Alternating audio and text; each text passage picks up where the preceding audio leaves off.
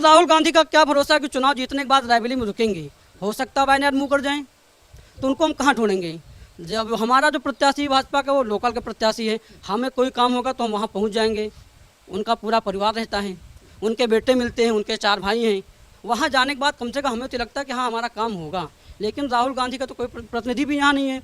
जैसे सोनिया गांधी जी यहाँ से चुनाव जीती, उन्होंने अपना जीत का प्रमाण पत्र लेने भी नहीं आई। वो पूरे 5 साल बीमार रही, लेकिन जब उनके बेटे का क्या बोलते हैं नामांकन हुआ तो वो एकदम फिट हो गई। मोदी जी ने जो गारंटी दिया, 370 हटाया, राम मंदिर बनाया, और अभी CAA NRC पे भी वो काम कर रहे हैं। तो उन्होंने जो मुद्दे अपने 2019 के उसमें लिखा था, उन्होंने मैनिफेस्टो में, उन्होंने उसको कंप्लीट किया और जनता ने उसी के बिहार पे उनको वोटिंग किया था। हाँ, इस बिहार पे तो मोदी जी खड़े उतरे हैं। मोदी की गारंटी है। हाँ, मोदी की गारंटी तो है। और राहुल गांधी की गारंटी? क्या राहुल गांधी क्या बोले, अब जब वो अपनी सीट नहीं क्लियर कर पाने के रायबरेली में रहेंगे कि हम वायनाड में रहेंगे। नमस्कार, मैं हूं केशव मालान। इस समय हमारी मौजूदगी है उस रायबरेली क्षेत्र में जहां पर खुद इंडी गठबंधन के प्रमुख नेता और कांग्रेस के मुखिया राहुल गांधी खुद मैदान में हैं। लेकिन सवाल इस बात का है कि वो अपनी जो अमेठी में जो हार हुई थी और यहां से जो आज तक गांधी परिवार को इस जनता ने अपना आशीर्वाद दिया है, उसी साख को बरकरार बनाए रखेंगे या नहीं। क्योंकि आज आखिरी समय में अमित शाह की रैली में इस विधानसभा के विधायक जो कि सपा से आते हैं, उन्होंने भाजपा ज्वाइन कर लिया, मनोज पांडे। उनका क्या असर होगा, बातचीत करेंगे, क्योंकि चुनौती बड़ी है, लेकिन कितना सफलता मिलेगी, शुरुआत करते हैं। क्या नाम है आपका? धनंजय सिंह। धनंजय जी, सबसे पहले बताइए, आप इसी विधानसभा से हैं और मनोज जी भी इसी विधानसभा से हैं, उनके भाजपा में आने से क्या असर पड़ेगा? देखिए, असर व्यक्तिगत अगर उनका देखा जाए तो मनोज पांडे जी नेता बहुत अच्छे हैं और पब्लिक उनको चाहती भी है। ग्राउंड लेवल पे उनसे अच्छा नेता हमारी विधानसभा में दूसरा ना आज तक आया, ना कोई आएगा। लेकिन अगर इस जगह हम बीजेपी की बात करें तो उसका विरोध है, क्योंकि ज़मीनी स्तर पे इनके कोई भी काम ऐसे नहीं है जिससे पब्लिक संतुष्ट हो। जैसे जानवरों का मुद्दा बहुत बड़ा मुद्दा है, नवयुवक को रोजगार को लेकर के बहुत बड़ा मुद्दा है, जिसमें असफल दिखाई दे रहे हैं। कोई भी एग्जाम होता है उसमें इनके पेपर लीक होना सबसे बड़ी आम बात है। बच्चा जाता है पेपर देने, लेकिन उसको ये पहले ही पता होता है कि ये एग्जाम जो है सफल नहीं हुआ है, इसको फ्लॉप होना ही होना है। तो ये सारी कमियां हैं और पांडे जी के आने से देखते हैं क्या होता है। लेकिन मोदी के 10 साल के कार्यकाल को कैसे देखेंगे? कोई कुछ नहीं है, बस केवल राम मंदिर राम मंदिर राम मंदिर छोड़ करके बाकी कुछ नहीं है। इनके यहाँ नेता अगर कोई है तो नितिन गडकरी है सिर्फ, जो कि रोडें बना के अच्छी दे रखा है, जिससे पब्लिक खुश है। बाकी कोई किसी काम का है नहीं। ठीक है, क्या नाम है आपका? विकास त्रिपाठी। विकास जी, कैसे देखते हैं? सबसे पहली बात तो कि रायबरेली और अमेठी दोनों ही लोकसभा वो हैं जो गांधी परिवार की पैतृक सीट मानी जाती है। देखिए, अभी का माहौल कैसा है? अभी का माहौल ये है कि जो आज हमारे यहाँ पे रैली हुई है, इस रैली की वजह से जैसे हमारे यहाँ के जो 3 बार के लगातार विधायक हैं मनोज पांडे जी, तो वो चहेती विधायक तो हैं, नो डाउट, इसमें कहीं कोई शक की गुंजाइश नहीं है। जब उन्होंने अभी हाल फिलहाल में विधानसभा चुनाव भी लड़ा था तो इसी भाजपा के जितने भी डिप्टी CM थे या गृह मंत्री जी थे, जो भी थे, सारे लोग आए यहाँ पर, रैलियाँ करी, सब कुछ किया। लेकिन तब भी जो है इस विधानसभा की जनता ने पांडे जी को भरपूर जन समर्थन अपना दिया। हाँ, इतना असर जरूर हुआ है कि जो इस ऊंचाहार विधानसभा की स्थिति है उसमें कहीं ना कहीं बदलाव हुआ है।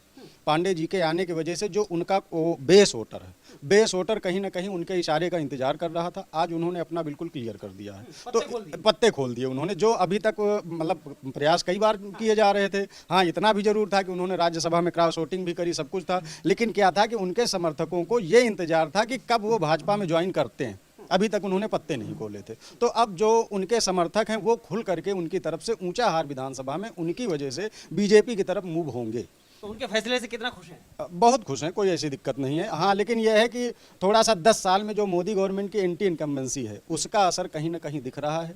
और दूसरा क्या है कि राहुल गांधी के आने से चुनाव, हाँ पहले यहाँ पर भाजपा का नाम चल रहा था कि बीजेपी यहाँ से हो सकता है अब की बार फाइट करेगी, क्योंकि इस बार क्या है कि विधायक जी भी शुरू से भी उनका इशारा हो गया था। लेकिन कुछ प्रत्याशी की वजह से, क्योंकि प्रत्याशी लोकल का है जरूर, लेकिन अब यह है कि कहीं ना कुछ खामियां हैं उनमें, जो लोग बराबर चर्चाएं करते हैं, तो इस वजह से उतनी अच्छी कंडीशन नहीं। अभी हाल फिलहाल में राहुल गांधी जी यहाँ मजबूत स्थिति में दिखाई पड़ रहे हैं। देखिए, मनोज पांडे की भाजपा में एंट्री के बाद में क्या लग रहा है कि भाजपा खासतौर पर राहुल गांधी को टक्कर दे पाएगी? अब टक्कर कितना दे पाती है बता दिया मैंने कि क्योंकि यहाँ पर मुझे लगता है 5 या 6 विधानसभाएं आती हैं, रायबरेली में 5 विधानसभाएं आती हैं, तो 5 में 4 तो फिर भी अभी बच रही हैं। भाई, ऊंचाहार विधानसभा का वोटर तो मूव होगा। हाँ, जहाँ पर ऊंचाहार विधानसभा में पहले भी लगभग 70-30 का आंकड़ा था, कांग्रेस लगभग 70% थी, बीजेपी 30% थी। अब वो है वो लगभग 45-55 या 50-50 आ सकता है। लेकिन अदर विधानसभाओं में अभी भी बीजेपी कमजोर स्थिति में है जी, और राहुल जी जो है वो अच्छी स्थिति में है, क्योंकि 10 साल से यहाँ बीजेपी की गवर्नमेंट है। ठीक है, सांसद आपका नहीं बना रायबरेली में, लेकिन जो भी कुछ है वो कांग्रेस की ही देन है। लेकिन आपको ये समझना होगा थोड़ा कि जो राष्ट्रीय मुद्दे हैं, अगर राष्ट्रीय मुद्दों की बात करें तो कांग्रेस कहती है कि अगर भाजपा आ जाएगी तो संविधान बदल देगी। क्या लगता है आपको?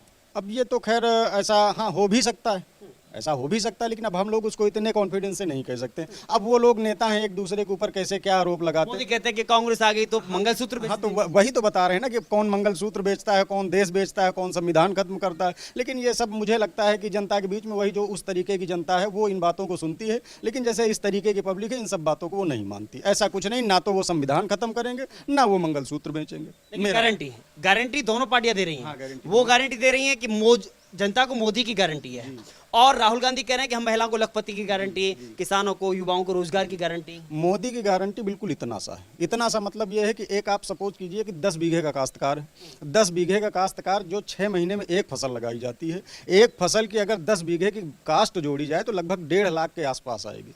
लेकिन अब उस 1.5 लाख को बचाने के लिए, क्योंकि हम 1.5 लगाते तो हमको 3 मिलना चाहिए, लेकिन वो 1.5 हम लगा करके हम 75 पा रहे हैं, 75 फिर भी हम नुकसान में जा रहे हैं। क्योंकि भैया ये जो आवारा जानवरों का मुद्दा है वो कहीं ना कहीं लोकल में हावी है।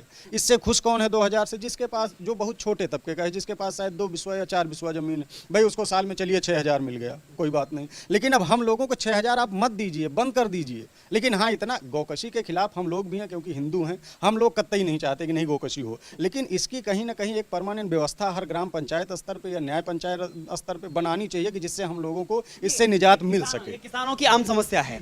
थोड़ा इधर आ जाइए आप, और थोड़ा कुर्सी आगे करिए। हाँ, इधर आ जाइए, कोई बात नहीं। तो अभी क्या लग रहा है, क्या नाम है आपका? मेरा नाम रुद्र प्रताप सिंह है। जी, क्या लग रहा है, रायबरेली विधानसभा, सॉरी लोकसभा, ये वही लोकसभा है जहां पर अमेठी छोड़ करके राहुल गांधी इधर आए?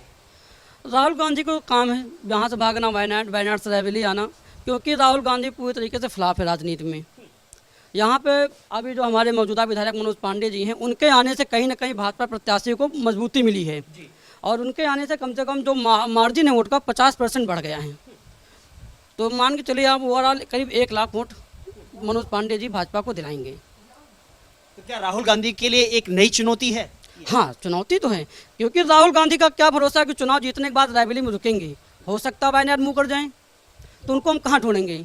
जब हमारा जो प्रत्याशी भाजपा का वो लोकल का प्रत्याशी है, हमें कोई काम होगा तो हम वहाँ पहुँच जाएंगे। उनका पूरा परिवार रहता है, उनके बेटे मिलते हैं, उनके 4 भाई हैं। वहाँ जाने के बाद कम से कम हमें तो लगता है कि हाँ हमारा काम होगा। लेकिन राहुल गांधी का तो कोई प्रतिनिधि भी यहाँ नहीं है। जैसे सोनिया गांधी जी यहाँ से चुनाव जीती, उन्होंने अपना जीत का प्रमाण पत्र लेने भी नहीं आई, वो पूरे 5 साल बीमार रही। लेकिन जब उनके बेटे का क्या बोलते हैं नामांकन हुआ तो वो एकदम फिट हो गई। तो ये कहीं ना कहीं लोगों में इसका भी रोष है। मूर्ख बनाया गया जनता को, ऐसा लगता है? हाँ, टोटल ऑफ कोर्स। आप बताइए ना, आपको यहाँ की जनता ने चुन के भेजा, उसके बाद आप जीत का सर्टिफिकेट लेने भी नहीं आई। जब अपने बेटे का नामांकन करना हुआ तो आप एकदम फिट हो गई, चली आई। आज चुनावी रैली है, सुनने में आया है रायबरेली में, वहाँ आ जाई हैं। फिट है? हाँ, अभी फिट है एकदम। तो ये क्या लग रहा है, क्योंकि यहाँ की जनता बार बार उनको वोट दे करके जिताती है, संसद भेजती है ताकि यहाँ के मुद्दे वहाँ संसद में उठाए जा सकें, लेकिन यहाँ के मुद्दे कितनी बार संसद में उनके द्वारा उठाए? पूरे 5 साल में भी सोनिया गांधी जी के द्वारा संसद में एक भी मुद्दा रायबरेली क्षेत्र के लिए नहीं उठाया गया। ये रिकॉर्ड है, ऑन रिकॉर्ड आप देख लीजिए, कितने दिन सोनिया गांधी जी संसद में गईं और कितने दिन पार्टिसिपेट किया और कितने मुद्दे उठाए, 0। आप ऑन रिकॉर्ड में बात कर रहा हूँ, आप अभी गूगल करिए, एक भी दिन सोनिया गांधी जी संसद नहीं गई, उन्होंने कोई मुद्दा उठाया। हाँ, इनके पहले राजू जी थे, इंदिरा जी थी, उन्होंने किया रायबरेली के लिए, लेकिन उसके एवज में क्या दिया? उसके एवज में रायबरेली वालों ने उनको प्रॉपर वोटिंग किया, हमेशा जिताते चले आ रहे हैं। अब की थोड़ा सा चुनाव लड़ाई में है, और जरूरी नहीं कि कांग्रेस जीते। जरूर आपको लगता है कि पहले से ही आपके मन में डर है, रायबरेली की जनता के मन में डर है कि क्योंकि 2 जगह से नामांकन किया है राहुल गांधी ने, वायनाड से भी और इधर से भी, कि कहीं ना कहीं एक जगह की जनता को तो धोखा देना होगा? बिल्कुल। अभी लोकतंत्र में तो ये ना मूर्ख बना रहे हो ना आप, या तो वायनाड से लड़िए या तो रायबरेली से लड़िए। तो अगर वायनाड की सीट जीतेंगे तो क्या वहाँ की जनता को मूर्ख बना के रायबरेली आएंगे, या रायबरेली जीतेंगे तो यहाँ की जनता को मूर्ख बना के वायनाड देंगे? ये तो लोगों के मन में है, क्योंकि इसके पहले उन्होंने कर रखा है, किया भी है। लेकिन आपको लगता है कि अगर 60 साल बनाम 10 साल की लड़ाई देखें, 60 साल कांग्रेस के और 10 साल भाजपा के, कैसे देखते हैं आप? देखो, जैसे 60 साल कांग्रेस रही सत्ता में तो उसने भी काम किया, ऐसा नहीं है, क्योंकि इतना बड़ा देश है, उन्होंने काम किया तभी 60 साल राज किया। 10 साल में मोदी जी ने भी अच्छा काम किया है ना, राष्ट्रीय मुद्दे पर अच्छा काम किया, नितिन गडकरी का अच्छा काम हुआ, लेकिन जो आवारा जानवर का मुद्दा है वो थोड़ा सा ग्रामीण लेवल पे हावी है, उसमें लोगों में थोड़ा सा रोष है। हालांकि राम मंदिर बनाया, राम मंदिर पे लोग खुश हैं, लेकिन अगर जैसे अभी हमारे नए युवा साथी हैं उनको नौकरी नहीं मिल रही है, पेपर लीक हो रहे हैं, तो ये भी सबसे बड़ा मुद्दा। कोविड के बाद से भी जो लड़की जिनकी उम्र 18 साल थी 5 साल हो गए, वो ओवर एज हो जाएंगे तो क्या करेंगे, पकौड़ा बेचेंगे, ये भी एक मुद्दा है बच्चों में। क्या उम्मीद करते हैं, क्योंकि मोदी अलग गारंटी देते हैं कि मैं जनता को मोदी की गारंटी देता हूं, राहुल गांधी अपनी गारंटी देते हैं युवाओं को रोजगार देने की, और सबसे बड़ी बात कि लखपति बनाने की गरीब महिलाओं को। देखिए, मोदी जी ने जो गारंटी दिया, 370 हटाया, राम मंदिर बनाया, और अभी CAA NRC पे भी वो काम कर रहे हैं, तो उन्होंने जो मुद्दे अपने 2019 के उसमें लिखा था उन्होंने मैनिफेस्टो में, उन्होंने उसको कंप्लीट किया और जनता ने उसी के बिहार पे उनको वोटिंग किया था। हाँ, इस बिहार पे तो मोदी जी खड़े उतरे हैं। मोदी की गारंटी है। हाँ, मोदी की गारंटी तो है। और राहुल गांधी की गारंटी क्या राहुल गांधी क्या बोले, अब जब वो अपनी सीट नहीं क्लियर कर पाने के रायबरेली में रहेंगे कि हम वायनाड में रहेंगे, तो ये भी आप जब भी आप अपनी सीट ही नहीं क्लियर कर पा रहे हो तो क्या गारंटी देंगे। तो आपको लगता है कि राहुल गांधी को गरीब महिलाओं को या किसानों को या युवाओं को गारंटी देने से पहले रायबरेली की जनता को गारंटी देनी चाहिए हाँ कि वो जीतने के बाद इधर रहेंगे?